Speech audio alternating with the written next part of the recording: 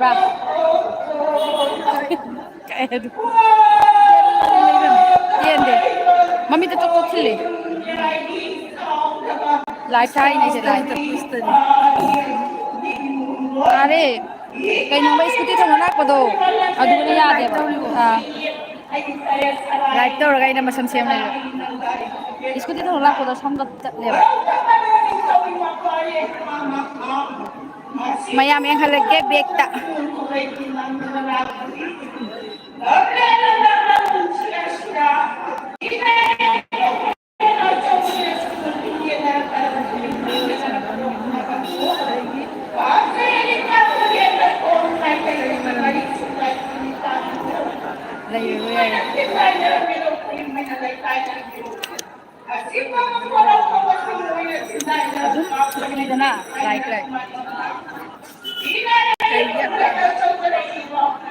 Ani, muna na dari kayo.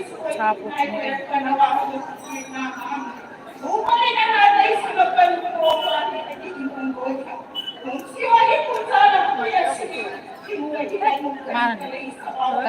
Mana nih kesianan nggak tuh? Blok tuh nggak kira.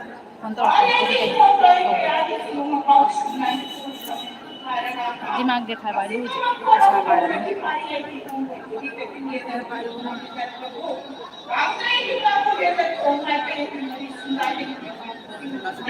ngasina lairoi numit ngasina 2023 gi lairoi numit oi doine ngasi la harawa aroi ba numit ibuthau puthibagi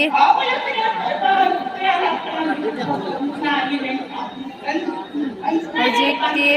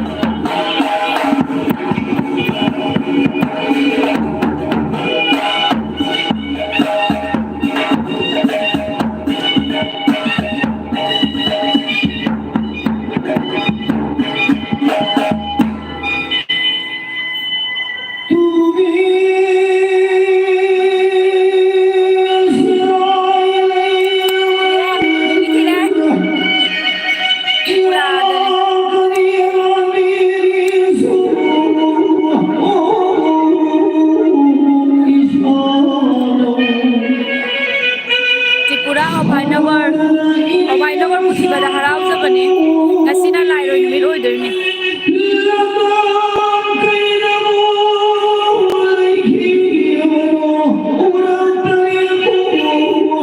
이샤나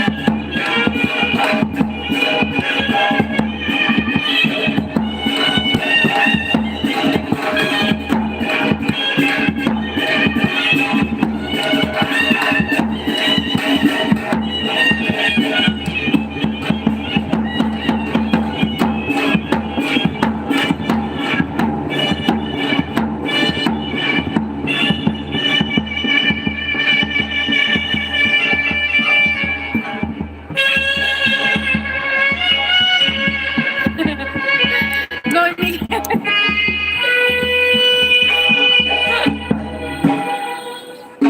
Chị đó đấy. Mga isang laksan lang. Ôi mà thật lẽ. Ôi mày. Cài đấy.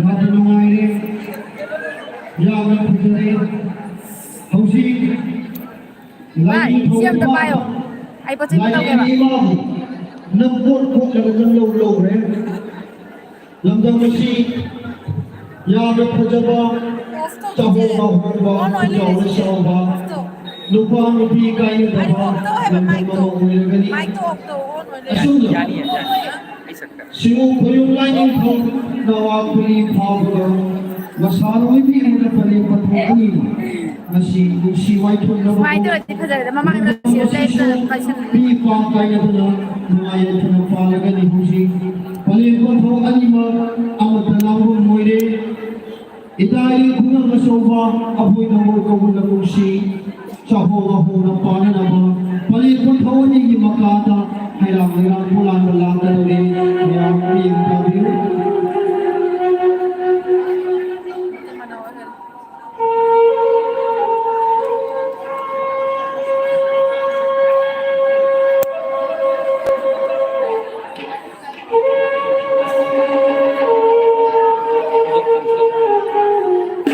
Không thì cái kia đây.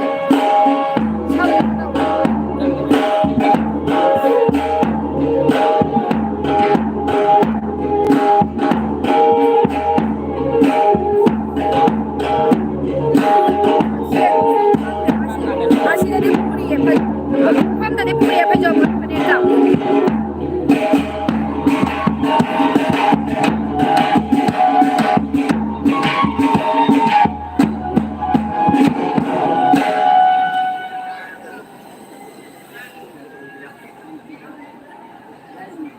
아이는 내가 시 와봐.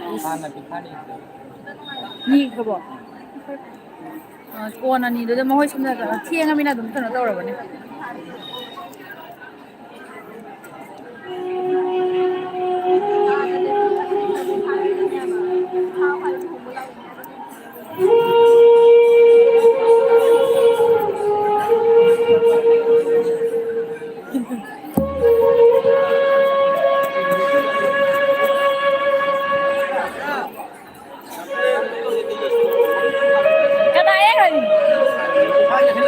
Foto na miro. Diuro foto ro.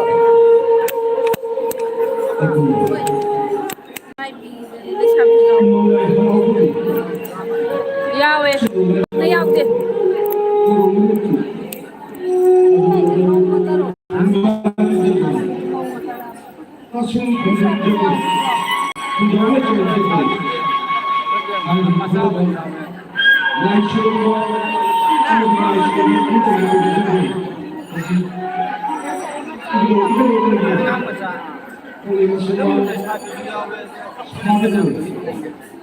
Masih pagi oh.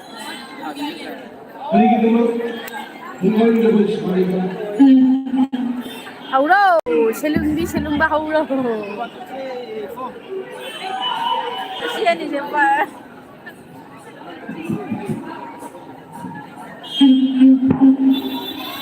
Siapa ni ni?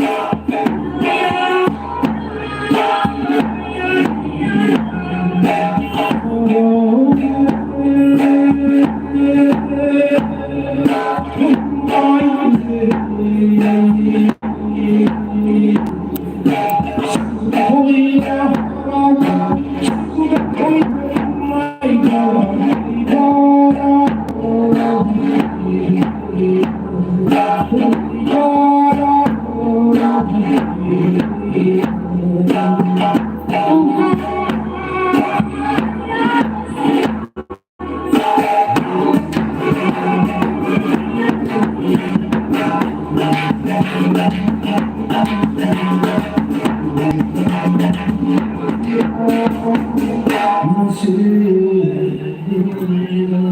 อ้ยมาสิเด้ 지금이야.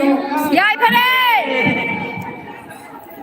마시기 라이브 리그다 라이브 리그다 마시기 라이브 리그다 방금 자식은 ให้เงินลิงเนี่ยชาติตาดี อีสกายมาสิไลโดยดูนี่ว่าลิมายามว่า 대신대로 아두나 내 참절리세 마얌 와리 와 아두나 내 참절리세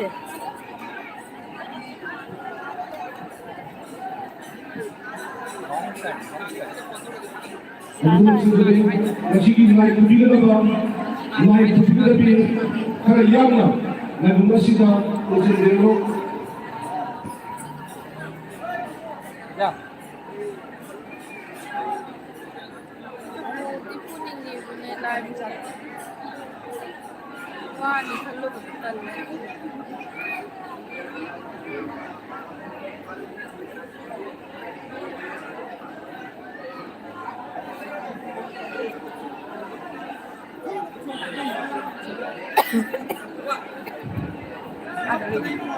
알았지 नशीब इतने दूर पे होगी तो बंदा जाओ भी करता बा लाइक तो पार्टी करता बा इमाई में लेशा भी पागल मैं आपको संजरी मैं आपको ना मक्खन भी रहो इतने दूर पे होगी नशीब लाइक हराओ भी अलग अलग मिलती लेशा भी पागल mau mai bên mày học không cụ cậu xin chơi đi 시발 실라니 다리 mấy tay khôi gì khoai thì mà đủ 하나씩 한말로 보내시다 thôi lại harau bây giờ harau bây giờ học gì mấy tay ôi nó phok gì mà thì giờ rồi mà nó phok gì mà thì giờ xe mày ăn không mà hao hao nào nè cái gì lại lo những gì đó lại gì thôi tôi đã yêu mình rồi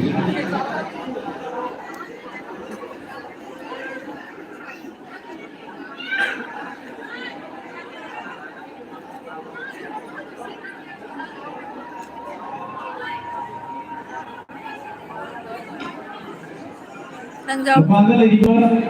Ijinaw si Numit mali ni Chumna. Laipot tadi iba. Iputro ipen dong litro gola yawi iba may ampun mak kosenjari. May ampun mak. May tay macaw na kuwak bugi. Mahiya asye. May ampun mak chandiro. Nasigi iputro ipen dongi. Puro mak hogol daw na. शुरू क्या होगी नसीब 백대 앵기세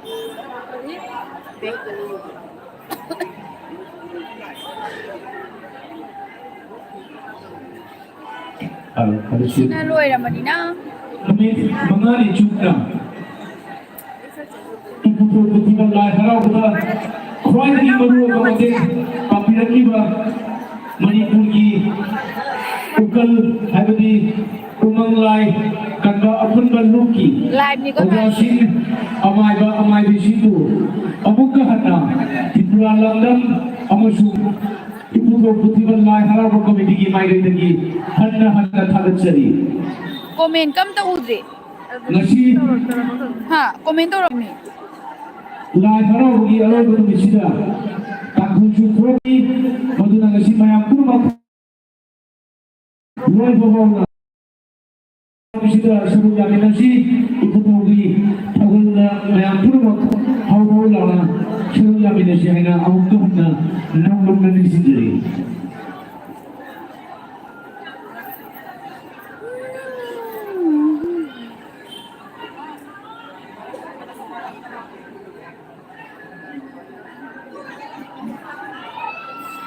clear हो bro ओ जब खंदे comment कम त पाते लेती कमेंट ले रमी में आइदा कदाई से खंदे ไลฟ์จัดจะต้องนะเอ โอ้ไล่นะสายที่มัมนั่นเลยรำบากครั้งดิไกลลำดันโนไล่ฮาราวิสิโบวิทยาลักษมีทริปุระดานิทริปุระอภัยนกรปุถิบามันดีดา ꯑꯩ ꯇꯝꯅ ꯑꯗꯨꯝ ꯄꯥꯖꯔꯛꯑꯒꯦꯀꯣ ꯀꯃꯦꯟꯁꯦ ꯑꯗꯨꯒ ꯐꯖꯅ ꯎꯠꯄꯤꯔꯛꯑꯣ ꯂꯥꯏ ꯍꯔꯥꯎꯕ ꯎꯖꯗꯕ ꯌꯥꯝ ꯀꯨꯏꯔꯦ ꯍꯣꯏ ꯎꯠꯆꯔꯛꯀꯦ ꯑꯣꯔꯨꯃꯤꯇꯥ ꯆꯦ ꯑꯣꯔꯨꯃꯤꯇꯥ ꯍꯣꯏꯒꯤ ꯖꯒꯣꯏ ꯂꯣꯏꯈ꯭ꯔꯕꯣ ꯂꯣꯏꯈ꯭ꯔꯦ ꯚꯤꯗꯤꯑꯣꯗꯣ ꯑꯣꯏꯅ ꯌꯦꯡꯕꯤꯔꯣ ꯑꯣꯔꯨꯃꯤꯇꯥ ꯁꯤꯡꯍ ꯕꯤꯗ꯭ꯌꯥꯂꯛꯁꯃꯤ ꯂꯥꯏ ꯆꯤꯡ ꯖꯒꯣꯏ ꯁꯥꯕꯗꯣ ꯐꯖꯅ ꯎꯠꯄꯤꯔꯛꯎꯀꯣ ꯍꯣꯏ ꯎꯠꯆꯔꯒꯦ ꯉꯁꯤꯗꯤ ꯑꯔꯣꯏꯕ ꯅꯨꯃꯤꯠꯅꯦꯕꯀꯣ ꯑꯗꯣ ꯍꯧꯖꯤꯛꯁꯦ ꯃꯣꯏ ꯂꯥꯏ ꯄꯣꯠꯄꯥꯏꯗꯒꯤ ꯃꯣꯏ ꯀꯔꯤ ꯍꯥꯏꯅꯤ ꯀꯔꯤ ꯂꯥꯎꯕꯅꯣ ꯍꯥꯏꯗꯣ ꯍꯣꯏ ꯑꯗꯨꯗꯣ ꯂꯥꯎꯕ ꯍꯣꯏ ꯂꯥꯎꯕ ꯑꯗꯨꯗꯣ ꯂꯥꯎꯗꯣꯏ ꯇꯧꯔꯤ ꯍꯣꯏ ꯂꯥꯎꯅꯣꯏ ꯈꯔꯦ ꯂꯥꯎꯔꯣꯏ ꯍꯧꯖꯤꯛ ꯂꯥꯎꯗꯣꯏꯅꯤ ꯑꯗꯣ ꯎꯠꯆꯔꯛꯀꯦ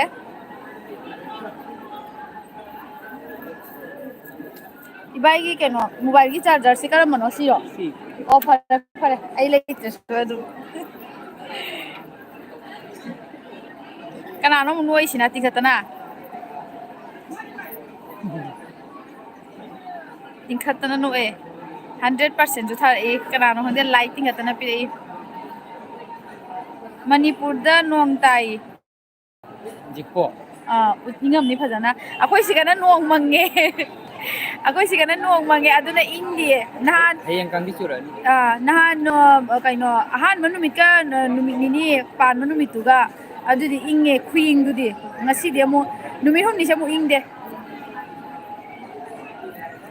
ꯉꯥꯡꯒꯣꯝ ꯊꯥꯡꯃꯩꯕꯟꯗ ꯂꯥꯏꯛ ꯊꯦꯡꯀ꯭ꯌꯨ ꯆꯦꯅꯦꯜꯁꯦ ꯑꯩꯒꯤꯗꯤ 4-5 ꯁꯨꯕꯅꯤꯅꯅꯦ ꯀꯗꯥꯏꯗ ꯂꯥꯏꯚ ꯊꯥꯅꯤ ꯀꯗꯥꯏꯗ ꯚꯤꯗꯤꯑꯣ ꯊꯥꯅꯤ ꯈꯪꯗꯕ ꯀꯩꯒꯨꯝꯕ ꯖꯒꯣꯏꯒꯤ ꯌꯦꯡꯅꯤꯡꯕ ꯊꯣꯛꯑꯗꯤ ꯑꯉꯥꯡꯁꯤꯡꯒꯤ ꯑꯩꯒꯤ ꯂꯩꯅꯥ ꯇꯈꯦꯜ ꯕ꯭ꯂꯣꯛꯁꯇ ꯑꯣꯏꯅ ꯆꯪꯕꯤꯌꯣ ꯑꯗꯨꯒ ꯌꯦꯡꯕꯤꯌꯣ ꯑꯗꯨꯒ ꯀꯩꯒꯨꯝꯕ ꯑꯩꯈꯣꯏꯒꯤ ꯖꯒꯣꯏ ꯉꯁꯤꯁꯦ ꯑꯩꯈꯣꯏ ꯀꯩꯒꯨꯝꯕ ꯑꯩꯈꯣꯏꯒꯤ ꯖꯒꯣꯏ ꯌꯦꯡꯕꯤꯕ ꯊꯣꯛꯅꯤꯡꯉꯕꯗꯤ ꯂꯩꯅꯥ ꯇꯈꯦꯜ ꯗꯥꯟꯁꯇ ꯑꯣꯏꯅ ꯆꯪꯕꯤꯌꯣ ꯑꯗꯨꯒ ꯌꯦꯡꯕꯤꯔꯣ ꯑꯗꯨꯒ ꯂꯥꯏꯛ ꯀꯃꯦꯟ ꯑꯦꯟ ꯁꯤꯌꯥꯔ ꯇꯧꯕꯤꯔꯛꯑꯣ ꯑꯗꯣ ꯍꯧꯖꯤꯛ ꯃꯣꯏ ꯍꯣꯏ ꯂꯥꯎꯕꯒꯤ ꯂꯦꯞꯅꯔꯤ ꯑꯗꯣ ꯃꯊꯪ ꯑꯩ ꯕꯦꯛ ꯀꯦꯃꯦꯔꯥꯗ ꯎꯠꯆꯔꯛꯑꯒꯦ ꯃꯌꯥꯝ ꯑꯣꯀꯦ ꯕꯤꯗ꯭ꯌꯥꯂꯛꯁꯃꯤ ꯉꯁꯥꯏꯗꯤ ꯌꯦꯡꯉꯝ ꯃꯥꯜꯂꯦ ꯊꯦꯡꯀ꯭ꯌꯨ ꯁꯣ ꯃꯆ ꯕꯤꯗ꯭ꯌꯥꯂꯛꯁꯃꯤ ꯀꯅꯥꯅ ꯍꯥꯏꯔꯗꯤ ꯈꯪꯗꯕꯅꯤꯅ ꯑꯩ ꯃꯃꯤꯡ ꯐꯥꯅ ꯑꯗꯨꯝ ꯀꯧꯔꯒꯦ ꯁꯣꯔꯤ ꯃꯣꯡꯒꯣꯜꯅ ꯍꯥꯏ ꯇꯈꯦꯜ ꯅ꯭ꯌꯨꯁ ꯁꯕꯁꯀ꯭ꯔꯥꯏꯕꯔꯅꯤꯀꯣ ꯑꯁ ꯑꯩꯁꯨ ꯇꯧꯕꯤꯔꯛꯎꯀꯣ ꯍꯣꯏ ꯊꯦꯡꯀ꯭ꯌꯨ ꯁꯣ ꯃꯆ ꯄꯥꯟꯖꯣꯂꯤ ꯗꯣꯠꯇꯣ ꯍꯥꯏ ꯆꯤꯆꯦ ꯂꯩꯅꯥ ꯍꯥꯏ ꯇꯥꯆꯧ ꯍꯥꯏ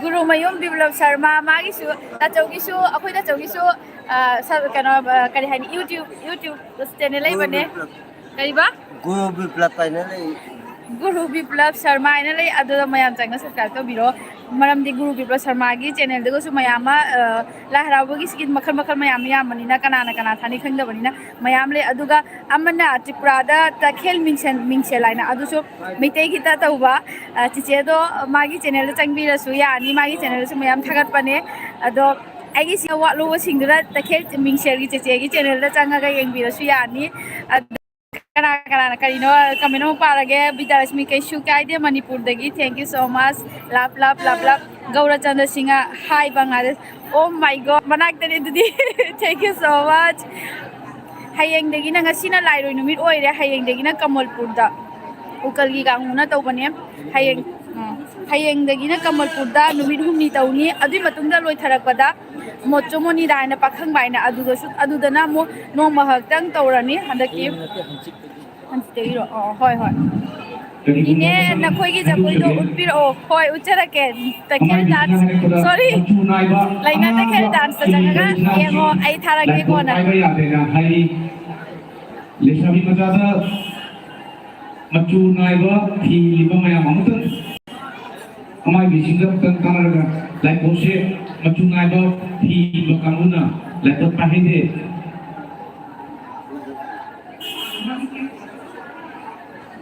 ꯀꯩꯅꯣ ꯑꯉꯧꯕ ꯐꯤ ꯂꯩꯇ ꯑꯗꯨꯃꯥꯏꯅ ꯃꯣꯏꯅ ꯑꯉꯥꯡꯕ ꯏꯟꯅ ꯂꯥꯛꯏꯁꯦ ꯂꯥꯏꯐꯣꯠ ꯄꯥꯏꯕꯤꯔꯤꯕ ꯏꯃꯥ ꯏꯕꯦꯟ ꯏꯆꯤꯜ ꯏꯅꯥꯎꯁꯤꯡ ꯂꯥꯏꯐꯣꯠ ꯄꯥꯏꯕꯤꯒꯦ ꯍꯥꯏꯔꯒꯗꯤ ꯃꯆꯨ ꯅꯥꯏꯕ ꯐꯤ ꯄꯥꯏ ꯌꯥꯔꯣ ꯅꯪ ꯍꯣꯔꯦꯟ ꯏꯜꯂꯒ ꯁꯦꯠꯂꯒ ꯄꯥꯏ ꯇꯥꯅꯤ ꯑꯃꯥꯏꯕꯤꯁꯤꯡꯅ ꯇꯥꯛꯄꯤꯔꯤ ꯇꯈꯦꯜꯗꯤ ꯀꯔꯤ ꯂꯝꯒꯤꯅꯤ ꯑꯩꯈꯣꯏꯁꯦ ꯀꯩꯅꯣꯗꯒꯤꯅꯦ ꯑꯩꯈꯣꯏ ꯍꯥꯏꯔꯤꯕ ꯂꯣꯏꯁꯤꯜꯂꯤ ꯇ꯭ꯔꯤꯄꯨꯔꯥꯗꯒꯤꯅꯦ ꯏꯃꯥꯟꯅꯕꯤ ꯀꯩꯒꯨꯝꯕ ꯁꯤꯡꯒꯤ ꯂꯥꯏꯒꯤ ꯇ꯭ꯔꯤꯄꯨꯔꯥꯗꯒꯤ ꯅꯨꯄꯤꯅꯦ ꯍꯣꯏ ꯍꯧꯕꯗꯣ ꯎꯠꯄꯤꯔꯣ ꯍꯣꯏ ꯎꯠꯂꯛꯀꯦ ꯆꯦ ꯉꯁꯤ ꯀꯔꯤ ꯖꯒꯣꯏ ꯁꯥꯗꯣꯏꯅꯣ ꯁꯥꯅ ꯂꯣꯏꯔꯦ ꯀꯕꯨꯏ ꯁꯥꯏꯌꯦꯕꯀꯣ ꯁꯥꯅ ꯂꯣꯏꯔꯦ ꯉꯁꯤꯗꯤ ꯑꯗꯨꯅ ꯍꯧꯖꯤꯛꯐꯥꯎ ꯂꯩꯇ꯭ꯔꯦ ꯁꯥꯅ ꯂꯣꯏꯔꯦ ꯑꯩꯈꯣꯏꯒꯤ ꯂꯩꯁꯥꯕꯤ ꯃꯆꯥꯁꯤꯡꯁꯤꯅ ꯇ꯭ꯔꯤꯄꯨꯔꯥ ꯀꯗꯥꯏꯗꯅꯣ ꯑꯃꯨꯛ ꯂꯥꯛꯀꯦ ꯐ꯭ꯂꯥꯏꯠ ꯑꯉꯥꯡꯕ ꯃꯆꯨꯒꯤ ꯂꯩꯔꯕꯅꯤꯅ ꯑꯩꯈꯣꯏꯒꯤ ꯆꯥꯛꯆꯥ ꯍꯣꯏ ꯐꯤꯖꯥꯟꯅꯕꯗ ꯂꯥꯛꯑꯣ ꯁꯦꯠꯄ ꯃꯥꯟꯕ ꯇ꯭ꯔꯤꯄꯨꯔꯥꯒ ꯑꯗꯨꯒꯨꯝꯕ Agartala-dani Agartala-dani flight-da kumbaga adum ako'y na dum pau pipirao adum pugsarake lao ko ni lao tawgi hai na sanglabani na yawon da busu ngai jade aduna yara ka thira na ngai asu ngai jade mai mai be si marak tani indini ka thi mo badu na kamari ne na ba la rao basi kamari ne na ba kogi thuji be thi adu na tam silong sin sin tawgi ba ya ga hai da na lo seni mage de in sin de machu na dai jinau sing amta kana gumadagi ama ubopi change toga changi roina ni sin jeri mayam leina change to yani na ase angang sin ne noi doi ni piro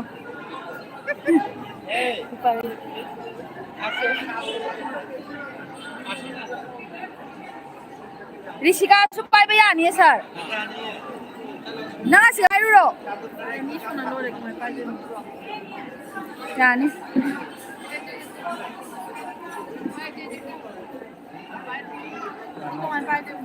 Sorry,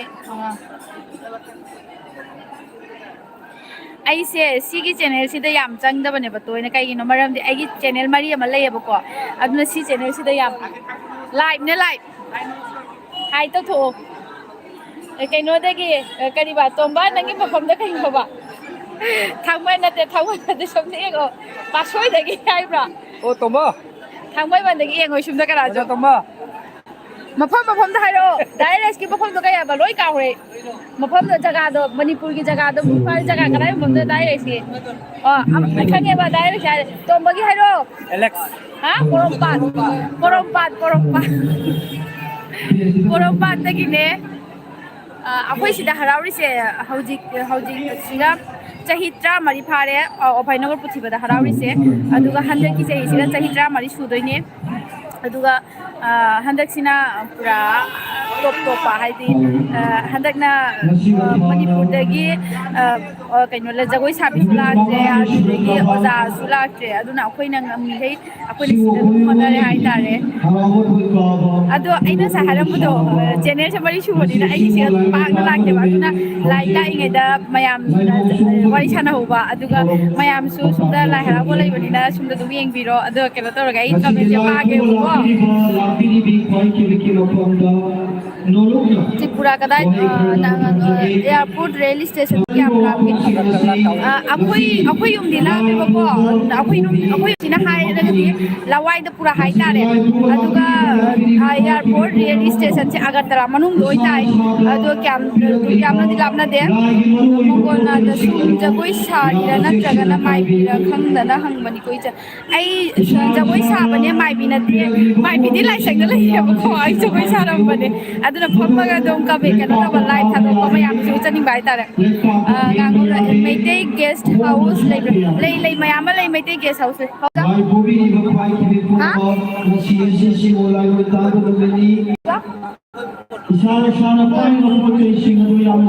ha bidal akoi ga na re porompat to hoi porompat na re mayam khurai ga tum na re porompat ai lei na me ba kana da manipur da lei na me ba aduna kanai phole da loi khage ba ado kau thu rai da ni re jahi mari jahi amu ko phare pura da lei lak ba ado tumai da ga to da mayam thu ju chara ge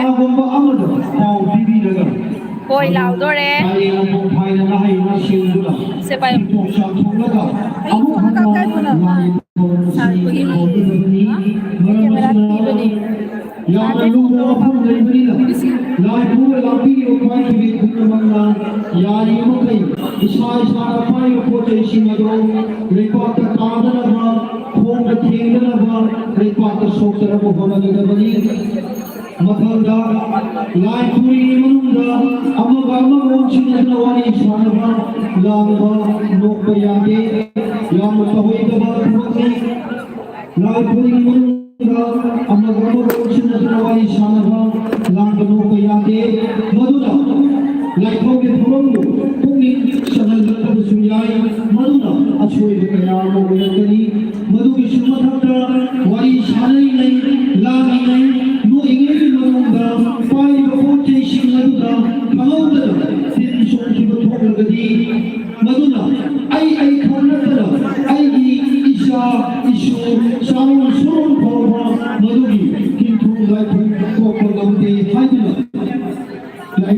ꯏꯄꯥ ꯏꯄꯨꯁꯤꯡ ꯑꯍꯜ ꯂꯃꯟꯁꯤꯡꯅ ꯌꯥꯝꯅ ꯂꯨꯝꯅ ꯊꯝꯕꯤꯔꯕ ꯋꯥꯐꯝ ꯀꯌꯥ ꯑꯃ ꯂꯩꯔꯤ ꯃꯔꯝ ꯑꯁꯤꯅ ꯂꯥꯏ ꯄꯨꯏꯒꯅꯨ ꯂꯥꯏ ꯂꯥꯏ ꯁꯥꯟꯅꯕ ꯍꯦꯛ ꯁꯪꯈꯤꯕꯗꯒꯤ ꯄ꯭ꯔꯣꯒ꯭ꯔꯥꯝ ꯂꯣꯏꯈ꯭ꯔꯕ ꯆꯦ ꯍꯣꯏ ꯂꯣꯏꯈ꯭ꯔꯦ ꯑꯩꯈꯣꯏꯒꯤ ꯄ꯭ꯔꯣꯒ꯭ꯔꯥꯝ ꯉꯟꯇꯥꯅ ꯍꯧꯋꯦ ꯉꯁꯤ ꯄꯨꯡ 4:30ꯗꯅ ꯑꯗꯨꯝ ꯍꯧꯈ꯭ꯔꯦ ꯑꯣꯀꯦ ꯊꯦꯡꯛ ꯌꯨ ꯏꯆꯟꯗꯤ ꯖꯒꯣꯏ ꯌꯥꯝꯅ ꯍꯩꯕ ꯃꯥꯜꯂꯤꯀꯣ ꯅꯕꯨꯡꯁꯨ ꯏꯁꯩ ꯁꯛꯄꯅꯤ ꯑꯗꯨꯅ ꯖꯒꯣꯏꯁꯦ ꯌꯥꯝꯅ ꯄꯥꯝꯖꯕꯗꯨꯗ ꯍꯪꯕꯅꯤ ꯑꯣ ꯊꯦꯡꯛ ꯌꯨ ꯁꯣ ꯃꯆ ꯍꯣꯏ ꯑꯗꯨꯝ ꯇꯝꯕꯅꯤꯅ ꯑꯗꯨꯝ ꯀꯔꯤ ꯍꯥꯏꯅꯤ ꯑꯗꯨꯝ ꯁꯥꯕꯩ ꯋꯥꯅꯤꯗ ꯑꯗꯣ ꯑꯣꯖꯥꯁꯤꯡꯒꯤ ꯌꯥꯊꯪ ꯑꯗꯨꯝ ꯁꯥꯖꯕ ꯋꯥꯅꯤ ꯑꯣꯖꯥꯁꯤꯡꯒꯤ ꯈꯨꯠꯊꯥꯡꯗ ꯑꯗꯣ ꯃꯣꯡꯒꯣꯜꯅ ꯇꯥꯛꯏꯁꯦ ꯑꯗꯨꯝ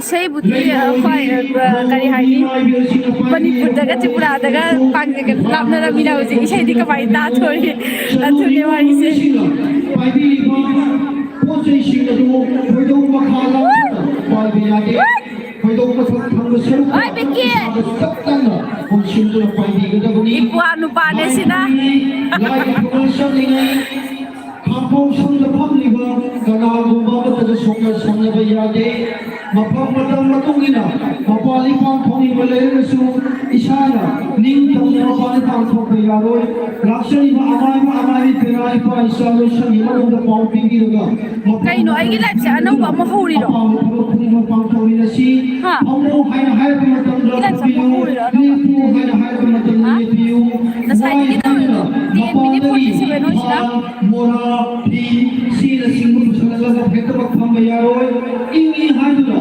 ꯃꯄꯥꯟꯗꯒꯤ ꯐꯤ ꯄꯤꯁꯜꯂꯒ ꯍꯦꯛꯇꯃꯛ ꯏꯟꯕ ꯌꯥꯔꯣꯏ ꯇꯉꯥꯏ ꯐꯗꯕ ꯂꯩꯔꯒꯁꯨ ꯂꯥꯛꯆꯔꯤꯕ ꯂꯣꯏꯁꯪꯒꯤ ꯃꯥꯏꯀꯩꯒ ꯄꯥꯎ ꯐꯥꯎꯅꯔꯕ ꯃꯇꯨꯡꯗ ꯑꯐ ꯐꯠꯇ ꯍꯪꯅꯗꯨꯅ ꯇꯥꯏꯌꯦꯡꯕ ꯐꯥꯏꯅ ꯅꯨꯡꯊꯤꯜꯒꯤ ꯄꯥꯎꯆꯥ ꯐꯥꯎꯔꯕ ꯃꯇꯨꯡꯗ ꯊꯕꯛ ꯈꯨꯗꯤꯡꯃꯛ ꯄꯥꯡꯊꯣꯛꯃꯤꯟꯅꯁꯤ ꯂꯥꯏ ꯑꯁꯤ ꯍꯧꯕꯗꯒꯤ ꯂꯣꯏꯗ꯭ꯔꯤ ꯐꯥꯎꯕ ꯂꯥꯛꯆꯔꯤꯕ ꯑꯃꯥꯏꯕ ꯑꯃꯥꯏꯕꯤ ꯄꯦꯅꯥ ꯏꯄꯥ ꯏꯆꯥ ꯂꯣꯏꯁꯪꯒ ꯂꯥꯏꯒꯤ ꯊꯧꯒꯜꯂꯣꯏ ꯈꯨꯗꯤꯡꯃꯛꯀ ꯇꯥꯏꯃꯤꯡꯁꯦ ꯄꯥꯎ ꯌꯦꯡꯉꯨꯅꯦ ꯅꯨꯡꯊꯤꯜ ꯐꯥꯎꯅꯔꯒ ꯊꯕꯛ ꯊꯧꯔꯝ ꯈꯨꯗꯤꯡꯃꯛ ꯇꯦꯛꯇ ꯀꯥꯏꯗꯅ ꯉꯁꯤꯒꯤ ꯁꯤꯡꯃꯨ ꯂꯥꯏꯒꯤ ꯇꯥꯒꯗꯕ ꯑꯁꯤꯕꯨ ꯄꯥꯡꯊꯣꯛꯃꯤꯟꯅꯁꯤ ꯍꯥꯏꯅ ꯍꯟꯅ ꯍꯟꯅ ꯅꯣꯡꯃꯗ ꯅꯤꯡꯁꯤꯡꯖꯔꯤ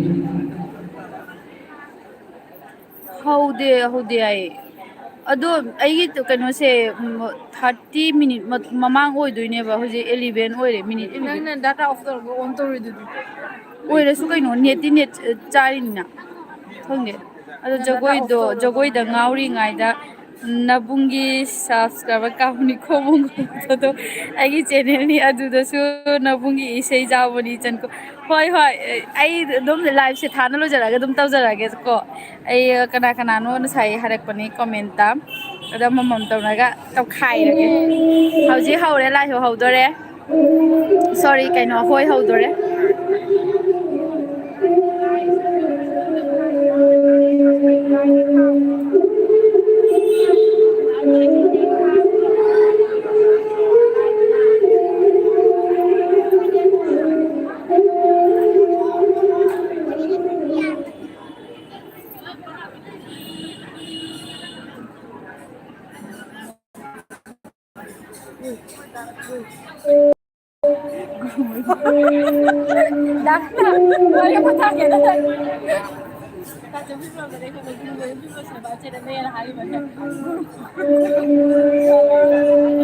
ꯑꯩ ꯏꯀꯥꯏꯕꯅ ꯁꯤꯔꯦ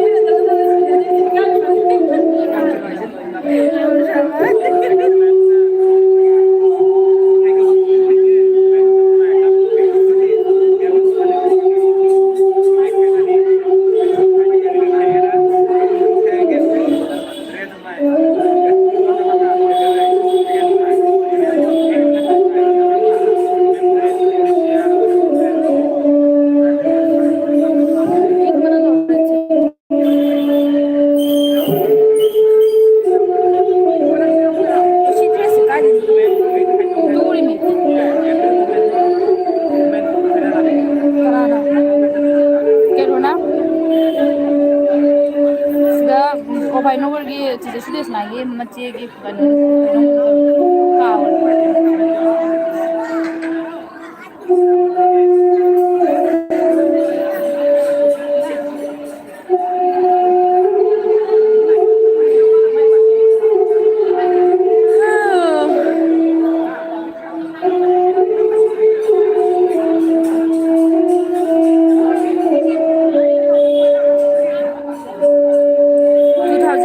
ꯆ ꯇ꯭ꯔꯤꯄꯨꯔꯥꯗ ꯏꯁꯩ ꯁꯛꯄ ꯂꯥꯛꯂꯝꯂꯦ ꯏꯆꯟ ꯑꯣ ꯃꯐꯝ ꯀꯗꯥꯏꯗꯅꯣ ꯇ꯭ꯔꯤꯄꯨꯔꯥ ꯃꯐꯝ ꯀꯗꯥꯏꯗꯅꯣ ꯃꯣꯡꯒꯣꯜ ꯅꯥꯇꯥ ꯏꯕꯨꯡ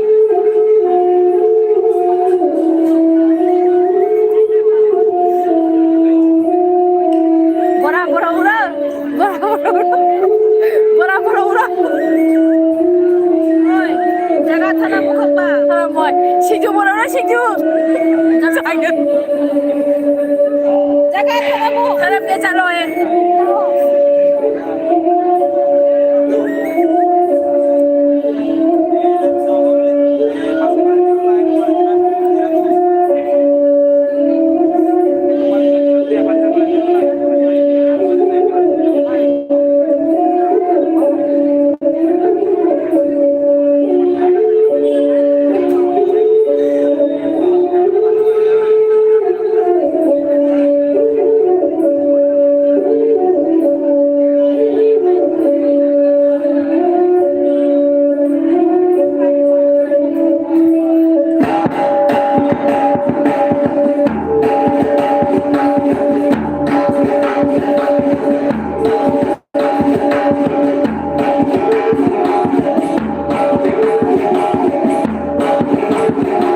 ꯑꯩꯅ ꯍꯧꯕ ꯍꯥꯏꯇꯥꯔꯦ ꯃꯇꯝꯗꯤ ꯂꯥꯏ ꯕꯖꯩ ꯄꯥꯏꯔꯗꯤ ꯑꯆꯥꯄꯣꯠ ꯆꯥꯕ ꯌꯥꯗꯕ ꯂꯥꯏ ꯕꯨꯋꯥꯁꯦ ꯍꯧꯕ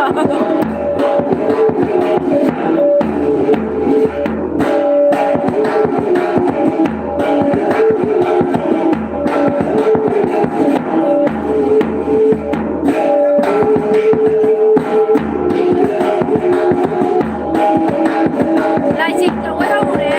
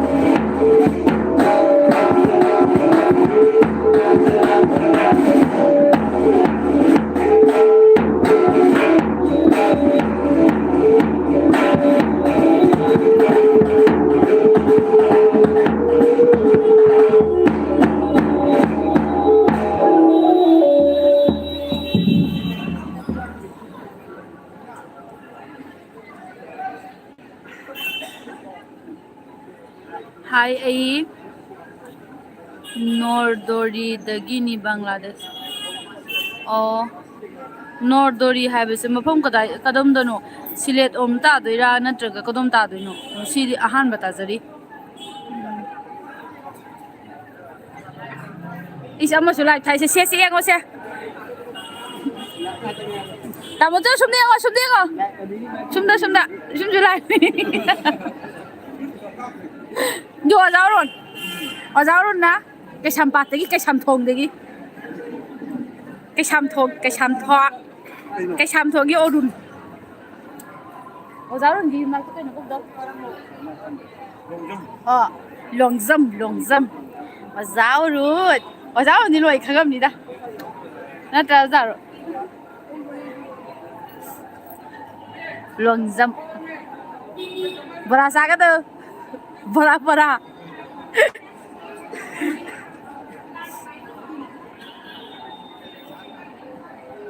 सिगी म्यूजिक कनोसे इबाई काय चखरे खंगे सिगी से थाब्र हंगे असि माइक से पुही से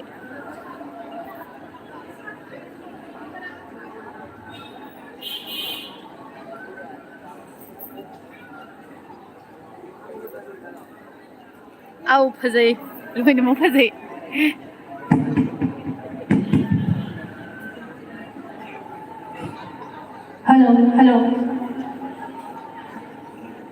हेलो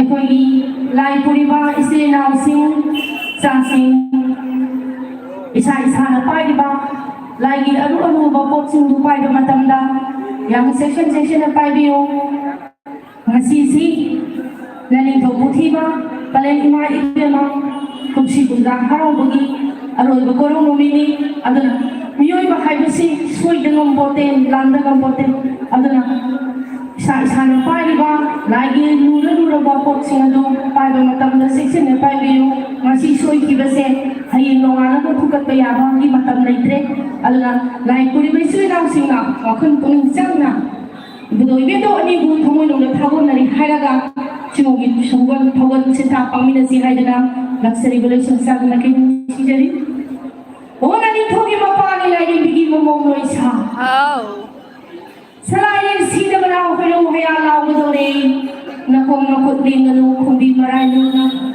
ꯃꯥꯂꯦꯝ ꯑꯩꯒꯤ ꯆꯨꯝꯕꯤ ꯐꯥꯅ ꯂꯦꯞꯄꯨꯀꯣ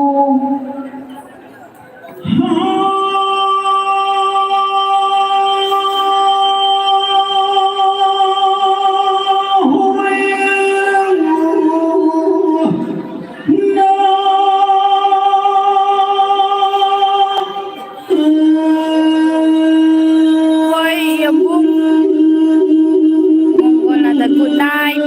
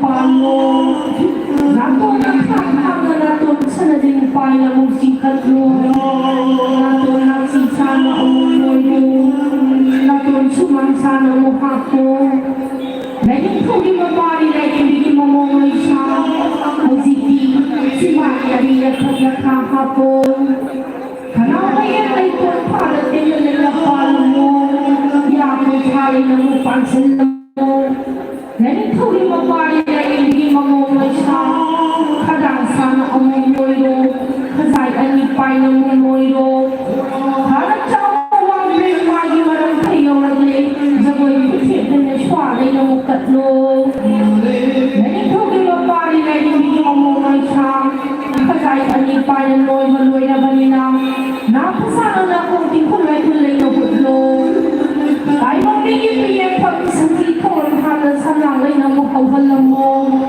Kawito ng halang Nagpapay mo halang Siya gaya na yung anuhulang mo Dahil ito ni magpari na hindi mo mamay siya Ang siki, iyon ipa mo marusanan mo yun Kunin ka mo na siya lo Kudang ka mo kasalo Kusin ka mo kay silo Kupa ko ng pado na kusata Yan ang tang-tang Kusin tarang pado na Masing magi parang kayo Kilang kuchaw na siyang na ko'y katlo Lagi kong ibabari na ibigin mo mo siya Kusiki Dahil mo may mamagikot isa sa baloy na manila kusata Ako na lang kung lang kaya mo Habang turang kaya Kaya hanggang Kasin lang ka sana Taibang sound na nga inahapang mo Nagalusang sana yan ay hundang na yung palang mo Lamin ko gimapari na ibigin mo mo sa Taibang puksit na yung hapang mo Huwag pansin sana ning doon ni may hanang Ling posikosan ng pilay kami ahap na Manong kong mapantong taibang migibig po kung ay napalang mo Lamin ko gimapari na ibigin mo mo sa Ang sikti, kaya kayang sana noyo Kukang way anilay selo Tala, ano ating ang palo Kuning kumang kumpangkap sa lukong sit Sana noy selo Kusin tala pa na kung sa talaya na tangkang pansalo Tayo magbigay ba maging kung isa sa maloy na balila Kung sa tala po na lang lang tayo Awak na mo maging marang kayo Ito na, Jakoy putit na ino kung gawin siyang Jakoy kato Lagi ko yung mabari na ibigin mo mo isa Hausik isang sama na yung Roy na kanina Palim na ising kalaga Luda ginatungko ito Ginatungko ikunda ginatungko Tuloy ko nga na ising sa lang Hawi ko na magsiya kasama Roy na kanina Sa lalim sida ba naging kawal mga miling kayaga Kung sika na siya na po lagang Agsang ko na lang lang tayo Noong ano masumo kinalaga lang Kawang aning palihan na ba Kawang na kawang may ilang Kawang palimamang ulit Masalihan lang Palimay na kawang nito Lagi ko ibabali na libi mo mong isa Palimamang ulit bising Kusi-bising Kailang na yasin Tawing kaya ba na sindang nubadagi Tayo mga Noong ano masumo kinalaga lang Kawang ayaw Humali mga tanong Palimamang ulit binasa po Uyang damasing Masanyaw Tupak ay napuno na po nagling O sintilo na kabong ni pa Naging mapantarang sa ng hari sa uwan maginawa na Alarin sila managis ka na ipinumili na nagtabo nung natuto na kamo Ay pagyaw pa kanila ibigin mo mo sa Wagwan sa saro Wagwan sa nasamo Idaya ko mo nila sa managing Apay bilagi Apay di ko na ang pay na pinunyeni Laway asama na ilagari Ang maluwang ko pa naman sabi Pabalay na mo to May bibay namin na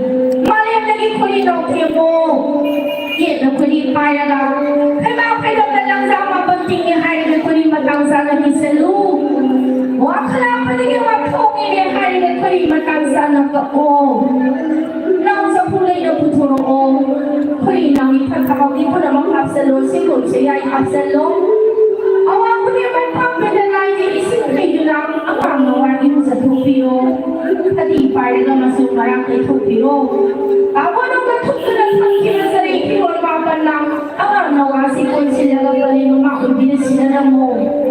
Lagi tu kita pari lagi bini mau bersa. Pari lagi musik dari yang kilang ramai bani nampak kau apa nak suka ni pai. Pari mama ubi bani mayu kami kau sebi dalam satu lagi pai ada kan. Ilmu pun dah ani ikan. Hang pari aku bawa meluna tahu rotan kamu kembali sana di sini. Sana aku nak lupa aku nak ingat hasil. Now semua ada siapa ada tahu baru mari dari sampai sini. Lagi isi kita awal di sini lagi tahu hari kaya ram. Aman di lokasi maya orang berusaha maya amat terlalu. Mari di mula aku dotang komo kuzuran komo. Dan komo aku lasahan tu komo yang kaya ram hari mana Pari yang kamu pada sini ay sore, ulung kamu pada tayo ni di sini sana di sabong ako ni. Lagi kau ni mapari lagi Pari mama ko misi ulung misi mo puni subala. Kung ramami kau na pada ni, pari na wasi.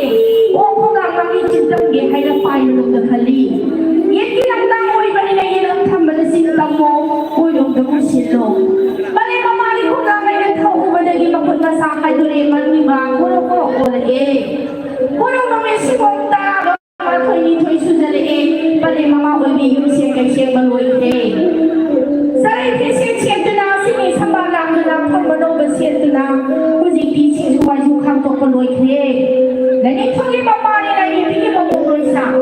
Mamari siya sa rin siya, kuya sa layan niya sa, pali yung salay na ng mga pali mga kailangan at pamnehay na ka. Sino magkita kung kumuloy ko ito, pari tara sa ilang maluwi kre. Inaani kong kre na sa mga imasumama na binaya di mamanga, mapari sila naluloy kalaga, at humang itinzong lang manggol mga nataraga. Pari na nebaya nila ipat, humapala nila ipat, yung mga ko binukoy nila ihayaga, kung saan may isang na ba amang songsi.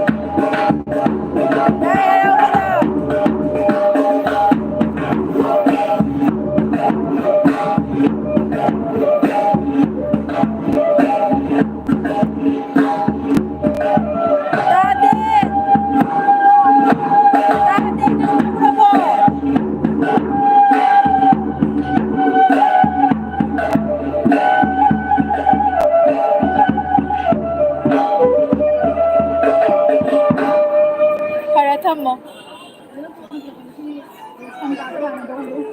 Parisidi. Nate ay palo ha pa lagi ni.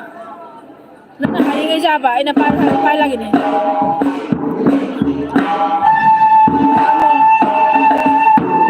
Tate. Jawra ka hello.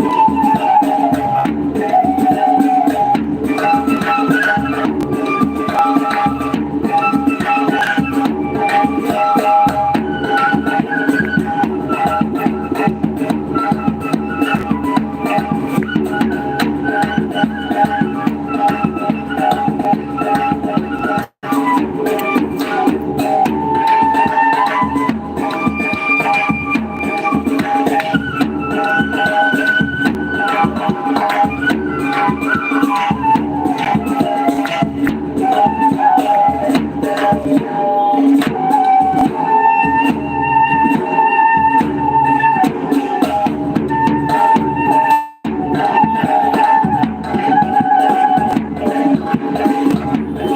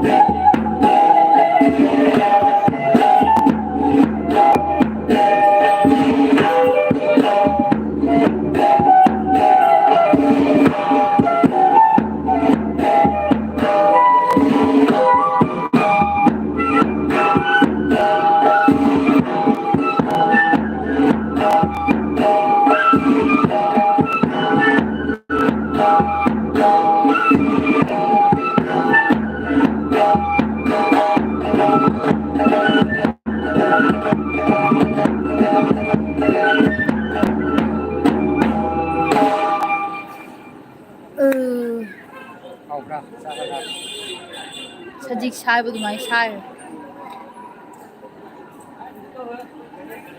다짜오기 시나 까리노 로이람 집어 호직 파오. 까프해.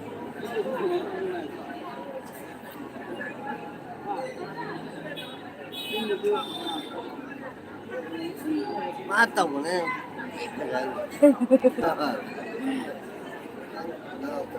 아코이 비디오도 파자 나마 봐. 뷰지 오네. 그다이 뷰스 그다이노. 원사지. 야 라이나 뷰. 라이브 또보드는 파래. 다짜오기.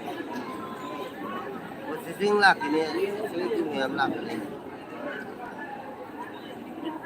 Itu iya. 아이슬로이 살라게 쓰다. Ayaw na naman. Adalah